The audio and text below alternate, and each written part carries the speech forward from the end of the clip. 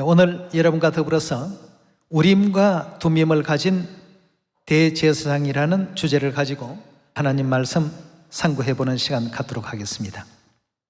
구약의 역사 가운데 우림과 둠밈을 가진 대제사장이 일어나기까지에는 아무것도 할 수 없는 영적인 우리의 어떤 그 상태를 보여주는 예언이 성경 기록 가운데 있습니다. 구약에는 이스라엘 민족들과 뗄래야 뗄 수 없는 한 나라가 있습니다. 바로 바벨론 나라입니다. 이 바벨론 나라에 이스라엘 백성들이 포로로 잡혀가고 거기에서 또 바벨론을 오랜 세월 동안 섬겨야만 하고 이런 역사들 가운데서 결국 바벨론에서 이스라엘 백성들이 해방받고 또 본국으로 돌아오는 이런 많은 예언들이 성경 속에서 살펴볼 수 있는 대목들입니다.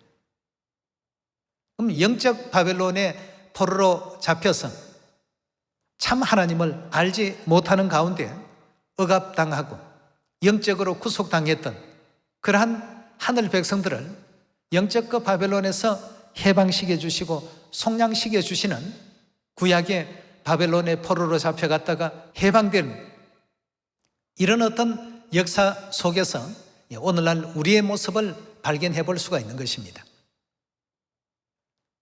바벨론의 포로로 잡혀갔다가 해방받는 그 과정 속에 아주 중요한 문제가 일어나게 됩니다. 바벨론에 포로되었다가 해방받는 그 사람들 가운데서 이 사람이 진짜 이스라엘 백성이 맞는지 안 맞는지, 이 참 하나님의 백성인지 아닌지 이걸 가려내는 데 있어서 오랜 시간과 세월이 지나다가 보니까 족보가 애매모호해져 버린 사람들이 들어 있었습니다. 바벨론 사람들과 섞여 살다가 보니까 이스라엘 사람들끼리만 결혼하는 것이 아니라 이스라엘 남자가 바벨론의 여성과 결혼할 수도 있고 이스라엘 여성이 또 바벨론의 남성과 결혼할 수도 있고 그 사이에 태어난 자녀가 또 바벨론의 사람들과 결혼할 수도 있고 이러다 보니까 나중에 시간이 좀 많이 지나고 보니까 이 족보 문제가 상당히 애매해졌습니다. 이 사람이 과연 이스라엘 사람인지 아니면 바벨론 사람으로 봐야 하는지 이렇게 애매한 문제가 발생이 되었습니다. 이 사람이 하나님 백성이다 아니다를 판단할 기준이 있어야 되는데 그 누구도 판단할 수가 없는 것입니다. 그때 성경 속에서 이제 말씀 주신 그 족보에 대해서 확인할 수 있는 그 길은 오직 우림과 둠밈을 가진 대제사장이 출현하셔야 되고 그 우림과 둠밈을 가진 제사장의 등장이 없이는 결단코 이스라엘 백성들로 받아줄 수 없는 그런 어떤 상황이 되었습니다. 오늘날 이 시대에도 영적 바벨론에서는 해방되어서 자유민이 되었다고 할지라도 하나님 백성이냐 아니냐 하는 이 문제에 있어서 누가 등장해야만 하나님 백성으로 인정을 받을 수 있는가? 우림과 둠밈을 가진 이 제사장이 출현하지 아니하고는 결단코 우리가 내가 하나님의 백성이다 인정할 수 있는 그 기준과 근거가 없다는 것입니다. 오직 우림과 둠밈을 가진 제사장이 등장하시고 그 제사장의 판결에 의해서 하나님 백성과 아닌 자로서 분류될 수 있더라는 것입니다. 에스라 2장을 통해서 예언적인 그 모습을 한번 확인해 보도록 하겠습니다. 에스라 2장 1절의 말씀 보도록 하겠습니다. 옛적에 바벨론 왕 느부갓네살에게 사로잡혀 바벨론으로 갔던 자의 자손 중에 노임을 받고 예루살렘과 유다도로 돌아와 각기 본성에 이른 자 곧 스룹바벨과 예수아와 느헤미야와 스라야와 이렇게 해서 이제 각 그 족보에 대한 내용들이 계속 나오고 있는데요. 59절에 보시면 델멜라와 델하르사와 그룹과 악단과 또 인멜에서 올라온 자가 있으나 그 종족과 보계가 즉 족보가 이스라엘에 속하였는지는 증거할 수 없더라고 했습니다. 오랜 시간이 지나고 보니까 애매한 어떤 위치에 있는 자들이 생겨났습니다. 바사왕 고레스 시대 때 이제 본국으로 해방시켜 주겠다 하는 이런 해방령에 의해서 해방은 되는데 이 사람들이 이스라엘 민족인지 아닌지에 대한 이것이 굉장히 애매해져 있었습니다. 자, 59절에 다시 보겠습니다. 델멜라와 델하르사와 그룹과 악단과 인멜에서 올라온 자가 있으나 그 종족과 보게가 이스라엘에 속하였는지는 증거할 수 없으니 60절입니다. 저희는 들라야 자손과 도비야 자손과 느고다 자손이라. 도합이 652명이요 제사장 중에는 하바야 자손과 학고스 자손과 바르실레 자손이니 바르실레는 길라 사람 바르실레의 딸 중에 하나로 아내를 삼고 바르실레 이름으로 이름한 자라. 이 사람들이 보게 중에 자기 이름을 찾아도 얻지 못한 고로 아무리 찾아봐도 자기 이름이 없습니다. 우리가 마치 생명책에 이름이 있어야 되는 것처럼 하나님의 백성이라고 하면서 생명책에 이름이 없다, 그건 절대 인정할 수가 없는 것입니다. 그렇지 않습니까? 그래서 이 62절에도 이 사람들이 보게 중에 이스라엘 민족의 어떤 그 족보 중에 자기 이름을 찾아도 얻지 못한 고로 저희를 부정하게 여겨 제사장의 직분을 행치 못하게 하고 방백이 저희에게 명하여 우림과 둠밈을 가진 제사장이 일어나기 전에는 지성물을 먹지 말라 하였나니라고 했습니다.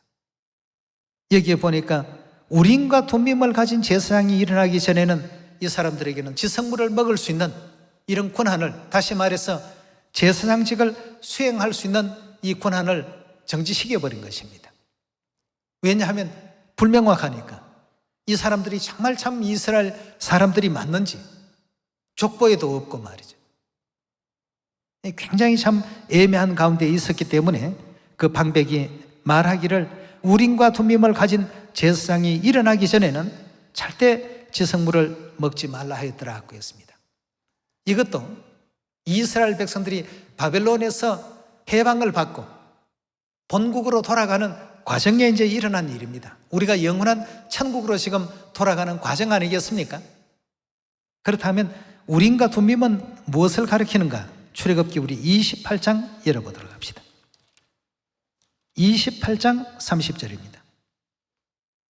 28장 30절의 말씀 보시면 너는 우림과 둠밈을 판결 흉배 안에 넣어 아론으로 여호와 앞에 들어갈 때에 그 가슴 위에 있게 하라. 아론이 여호와 앞에서 이스라엘 자손의 판결을 항상 그 가슴에 둘지니라고 했습니다. 이건 제사장이 입는 예복 가운데 그 한 부분인데 그 가슴에 들어가는 두 보석이 되겠습니다. 그 이름을 우림과 둠밈이라고 이렇게 표현하는데요. 그럼 우림이 갖는 뜻은 무엇이고 둠밈의 그 뜻은 무엇인지 우림과 둠밈 옆에 보면 1번, 2번 이렇게 기록되어 있지 않습니까? 1번 우림을 뭐라고 했습니까? 빛이라고 되어 있고 둠밈은요? 완전함. 우림과 둠밈은 완전한 어떤 빛을 의미합니다. 다시 말하면 완전한 진리, 빛은 진리를 뜻하고 또 요한 1서에 보면 하나님은 빛이시라고도 표현하고 있지 않습니까? 그럼 완전한 진리의 어떤 우림과 둠밈을 가진 이 제사장이 누구신지를 우리가 한번 확인하고 파악해 볼 필요가 있겠습니다. 구약에는 제사장이 입는 그 예복 속에 우림과 둠밈의 그 두 보석을 넣게끔 했던 그 예식이 있었죠. 그럼 빛과 완전함이라고 하는 것은 즉 완전한 진리를 가지고 이 땅에 오신 제사장이 누구신가? 우리가 그 문제를 확인해 보시게 된다면 우림과 둠밈을 가지시고 이 땅에 오실 제사장이 누구인가를 확인할 수가 있겠습니다. 자, 그럼 가장 완전한 진리는 어떤 진리라고 성경이 설명하고 있는지 히브리서 7장 11절의 말씀 보겠습니다. 히브리서 7장 11절의 말씀 보시면 레위 계통의 제사 직분으로 말미암아 온전함을 얻을 수 있었으면 했습니다. 온전함을 얻을 수 있었으면 하는 것은 온전하지 못했다는 뜻 아니겠습니까? 레위 계통의 제사 직분은 어떤 언약이죠. 옛 언약, 옛 율법. 그것은 온전하지 못했다는 얘기입니다. 백성이 그 아래서 율법을 받았으니 어찌하여 아론의 반차를 쫓지 않고 멜기세덱의 반차를 쫓는 별다른 한 제사장을 세울 필요가 있느냐고 했습니다.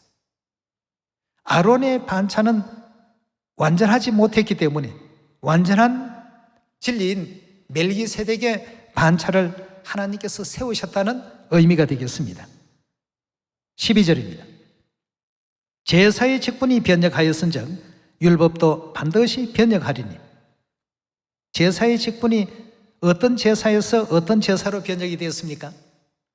아론의 제사 직분에서, 즉 레위의 제사 직분에서 멜기세덱의 제사 직분으로 바뀌었고, 또 율법도 반드시 변역한다고 했는데 옛 언약의 율법에서 새 언약의 율법, 즉 그리스도의 율법으로 변역될 것을 히브리서 7장에서는 말하고 있습니다. 히브리서 7장 13절의 말씀 봅니다. 이것은 한 사람도 제단 일을 받들지 않는 다른 지파에 속한 자를 가르쳐 말한 것이라. 우리 주께서 유다로 쫓아나신 것이 분명하도다. 이 지파에는 모세가 제사장들에 관하여 말한 것이 하나도 없고 멜기세덱과 같은 별다른 한 제사장이 일어난 것을 보니 더욱 분명하도다. 16절의 말씀 보시면 그는 육체에 상관된 계명의 법을 쫓지 아니하고 오직 무궁한 생명의 능력을 쫓아낸 것이니 증거하기를 너가 영원히 멜기세덱의 반차를 쫓는 제사장이라 하였도다. 전의 계명이 연약하며 무익함으로 패하고, 전의 계명 옛 언약의 계명 아니겠습니까? 옛 언약의 그 계명이 연약하며 무익함으로 패하고 율법은 아무것도 온전케 못할지라. 이에 더 좋은 소망이 생기니 이것으로 우리가 하나님께 가까이 가느니라. 또 예수께서 제사장 된 것은 맹세 없이 된 것이 아니니 저희는 맹세 없이 제사장이 되었으나 오직 예수는 자기에게 말씀하신 자로 말미암아 맹세로 되신 것이라. 주께서 맹세하시고 뉘우치지 아니하시리니 내가 영원히 제사장이라 하셨도다 하고 했습니다. 그러니까 맹세로 세워진 예수님이 영원한 대제사장이시오. 어떤 반차를 쫓는 제사장이라고요? 멜기세덱의 반차를 쫓는 제사장이라고 했습니다. 22절의 말씀 봅니다. 이와 같이 예수는 더 좋은 언약의 보정이 되셨느니라. 저희 제사장이 된 자의 수요가 많은 것은 죽음을 인하여 항상 잊지 못함이로되 예수는 영원히 계심으로 그 제사 직분도 어떠하다고요? 갈리지 않는다. 즉 바뀌지 않는다. 변하지 않는다. 그럼 그 제사 직분이 변하지 않고 영원 세세토록 존재되는 것이라고 한다면 어떠하기 때문에 영원 세세토록 존재하는 것입니까? 완전하기 때문입니다. 멜기세덱의 반차는 영원한 하나님의 참된 진리라는 사실을 확인할 수가 있는 것입니다. 그렇다면 우림과 둠밈을 가진 어떤 제사 직분을 가지시고 등장하시는 분을 기다려야 되겠습니까? 그렇다면 그가 곧 우림과 둠밈을 가지시고 두 번째 이 땅에 오신 그리스도라는 사실을 확인할 수 있지 않겠습니까? 오늘날 이 시대에 그 우림과 둠밈을 가진, 다시 말해서 갈리지 않는 완전한 진리의 그 빛이 되신 그 멜기세덱의 반차를 가지시고 이 땅에 오신 그리스도를 영접하지 못하고 만나지 못했더라면 여러분도 저도 천국 가는 것은 이건 포기해야 됩니다. 너희는 택하신 족속이요 또 왕같은 제사장이니라고 말씀하신 그 말씀에 비추어 보더라도 우리가 그리 될 수 있었던 이유는 누구를 만났기 때문입니까? 우림과 둠밈을 가지신 이 대제사장을 만났기 때문에. 그가 오시지 않았더라고 한다면 여러분도 저도 나는 천국 간다, 나는 구원받는다 스스로 그렇게 장담할 수 없도록 되어 있는 것이 성경에서 일러주신 예언이 되겠습니다. 베드로전서 2장 9절의 말씀 보겠습니다. 자, 이 시대에 그러면 우리는 어떤 입장으로 놓여 있는가?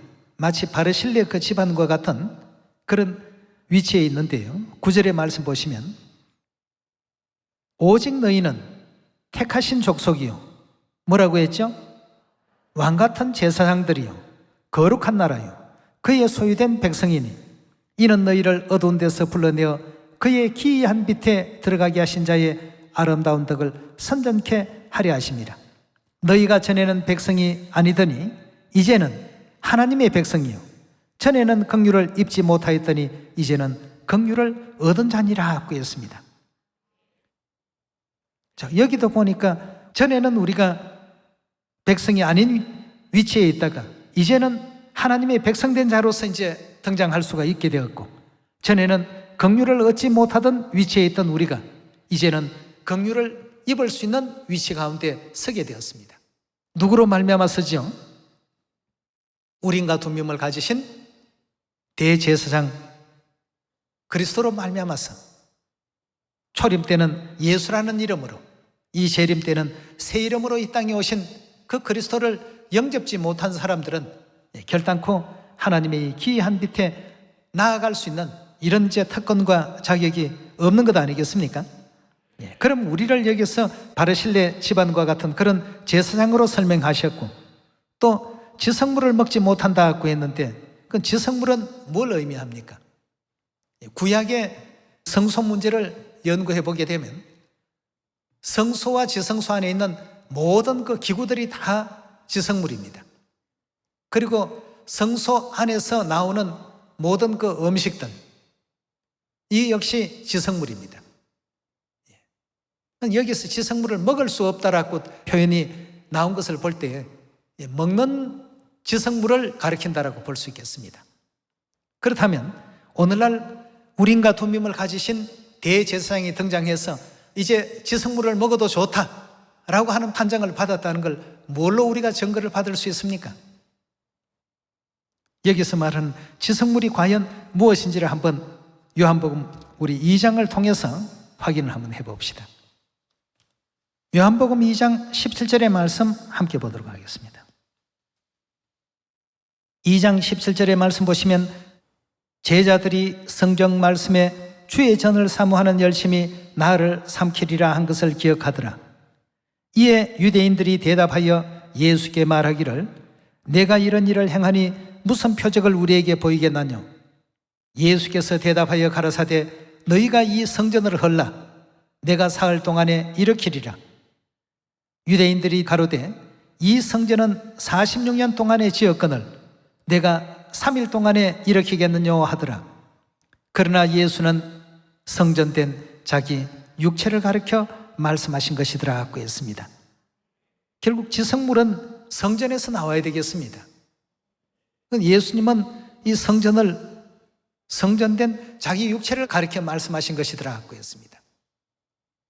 그럼 예수님 안에서 나오는 것을 우리가 먹고 마시는 내용이 있죠. 예수님의 살과 예수님의 피를 먹고 마시라고 예수님께서 누누이 설명하신 대목이 있습니다. 자, 우리 그 내용을 요한복음 6장에서 확인을 한번 해보도록 합시다.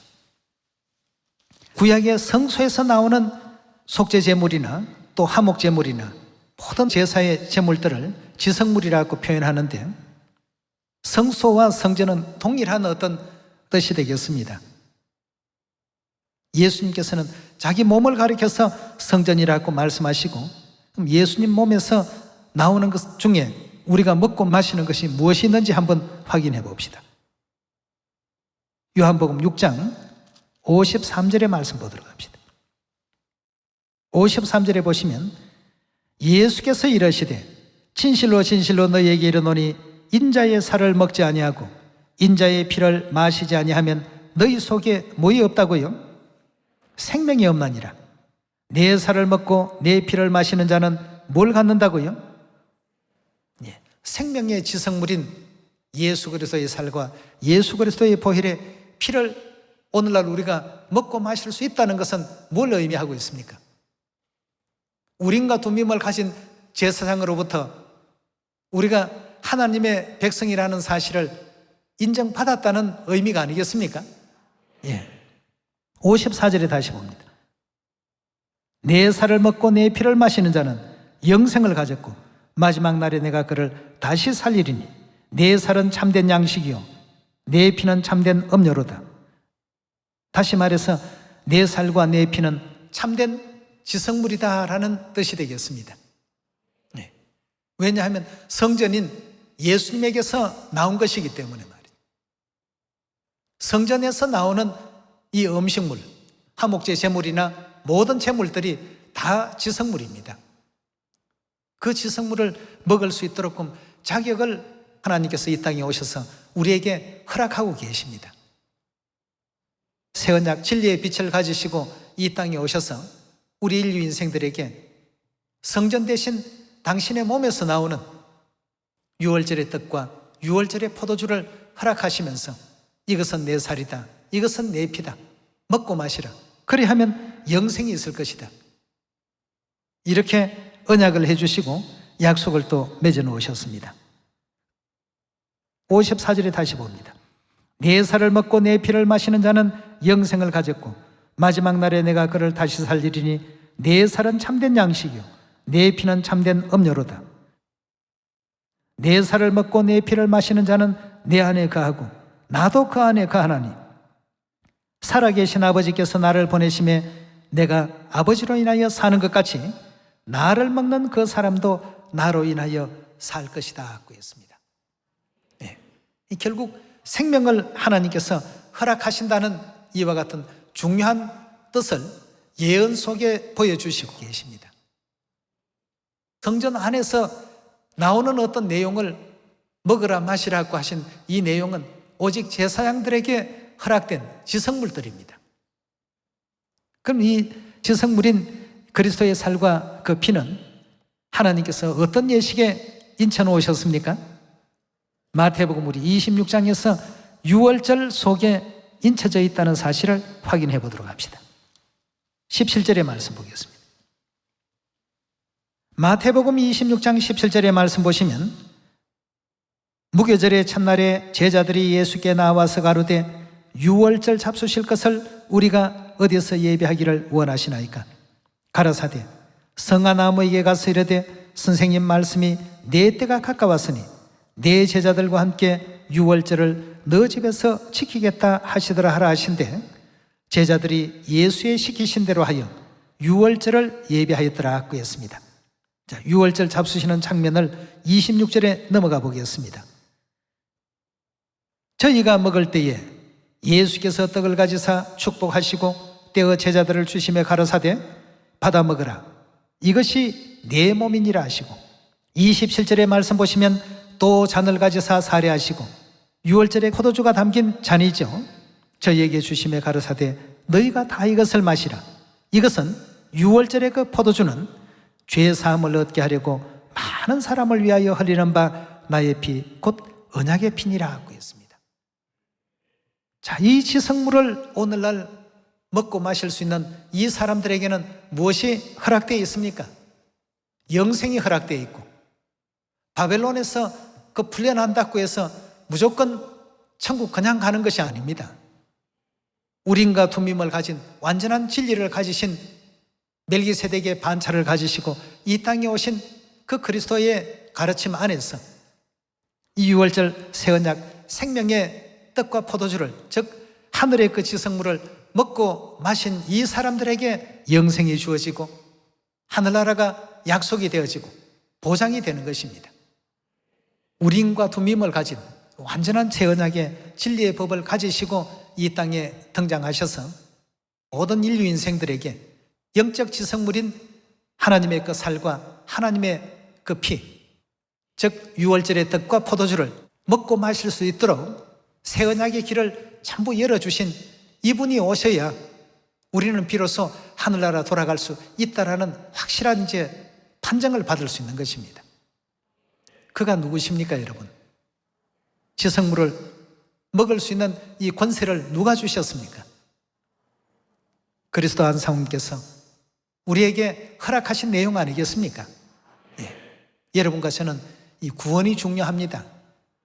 누구의 어떤 설교가 대단하고 설교가 좋아서 교회 간다, 그건 굉장히 잘못된 신앙관이라고 봅니다. 하나님이 좋아서 찾는 교회가 되어야 되죠. 안 그렇습니까? 예. 우림과 둠밈을 가지시고 지성물을 먹게 하신 그 영원한 대제사장이신 그리스도 아버지 안사홍님, 새 예루살렘 하늘 어머니 계신 그 곳이라면 그곳에서 올려지는 모든 예배는 향연이 되어서 하늘로 다 올라가는 예배가 되는 것입니다.